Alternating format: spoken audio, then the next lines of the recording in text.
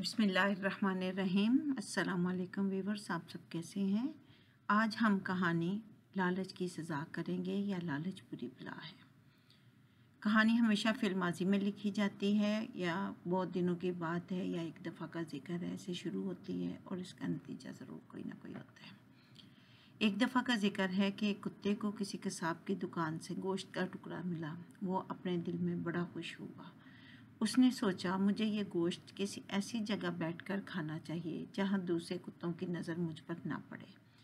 अभी वो थोड़ी ही दूर गया था कि उसके रास्ते में एक दरिया आ गया।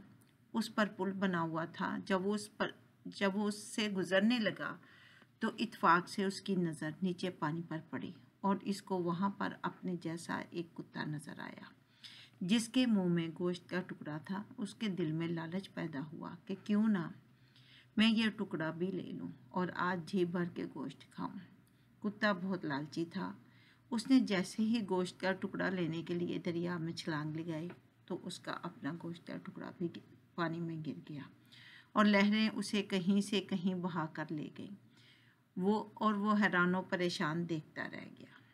नतीजा, लालच बुरी बला है। ये कहानियाँ हमें एक सबक देने के लिए होती हैं कि हम अपनी ज़िंदगी में लालच ना करें, लालच से दूर रहें। उम्मीद है कि आपको समझ आ गई होगी। अल्लाह हाफिज़।